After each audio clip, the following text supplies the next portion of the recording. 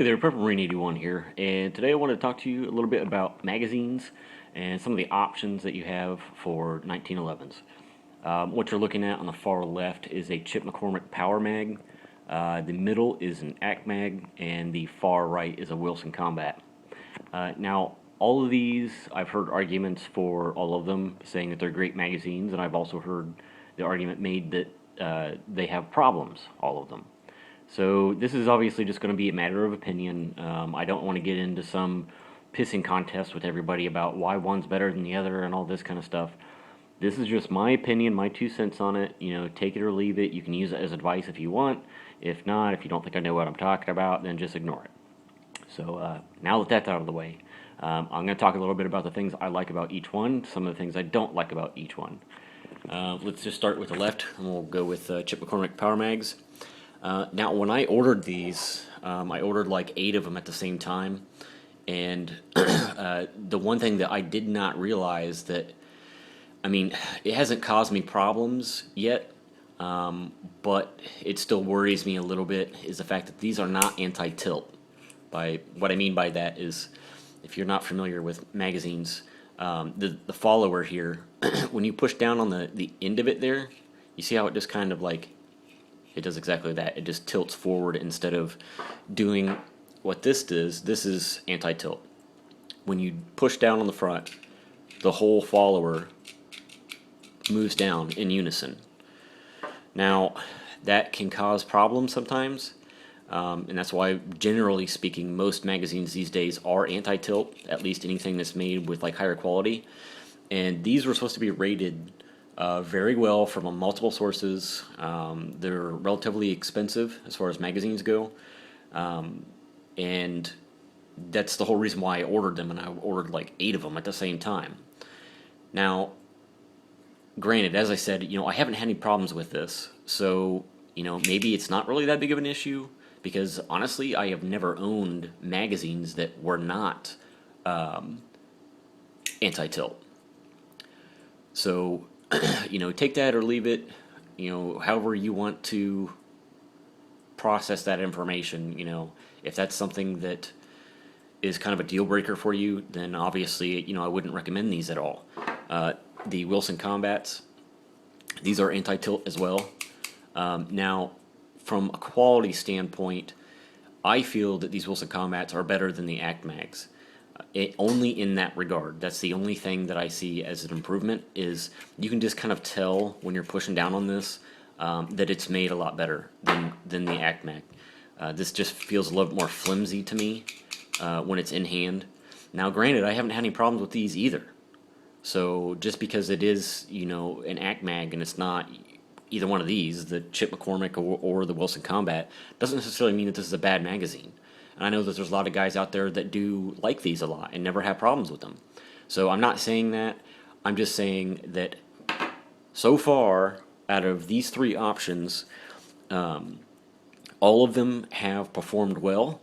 I haven't had any kind of issues out of them.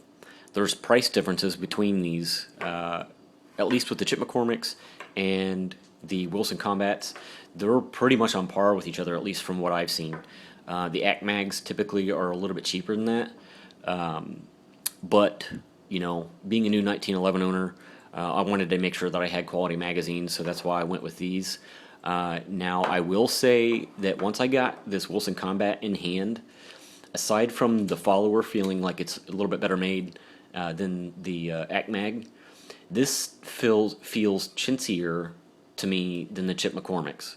Just, I don't know, the body of it, you know, it's one of those things where once you get it in hand, it just feels kind of cheap, and that surprised me, because these Wilson Combats were supposed to be, you know, extremely high quality and everything. If you didn't see a recommendation for Chip McCormick, it was for Wilson Combat.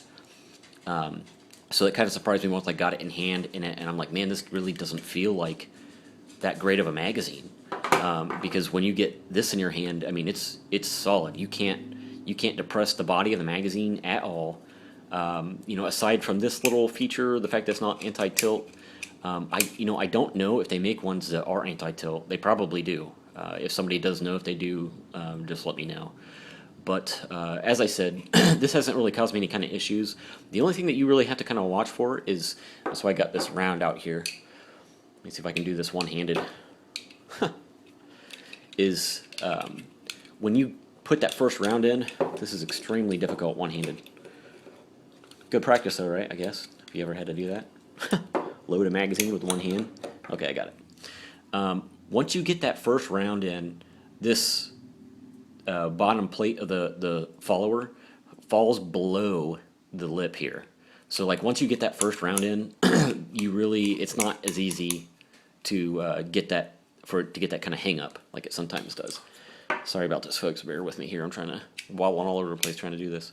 You don't have that problem where it kind of scoots and you get this kind of action going on. You just make sure that once that first round in, and it's obviously a non-issue, but just FYI that it does that. Don't freak out if it happens, because that's how they're supposed to be, I guess. Now, the real big benefit, I guess, to having the follower non-tilt like this, and the reason why Chip McCormick designs it that way, is if any kind of like debris, like heavy debris, gets inside here, if this is all closed up, like how this is, that's a very small window that it needs to basically come out of, get pushed out of, so the magazine can function properly. If it's real open like this, kind of think of like how an AK-47 works compared to, say, a precision AR. If you have all your tolerances and you've got room for debris to go in and out while this machine, because this is a machine, while it's functioning, the odds that you're going to have a jam are far less. So if you close it all up and everything like that, that's asking for more problems to occur if you do get a lot of debris inside there. So there you go. There's my 2 cents on the whole magazine issue for 1911s. I know that there's a lot more manufacturers out there that people recommend, but typically, at least from what I've seen, if you're looking at magazines and you're trying to find out, what do I buy, these are the names that you're going to see a lot more often than others. Chip McCormick and Wilson Combat. There's a few other fringe ones that people rave about, but I'm not going to get into that because I've never owned them. So anyway, guys, if you have any kind of questions or anything, feel free to leave it, and I'll get back to you. Thanks for watching, guys. Purple Marine 81 out.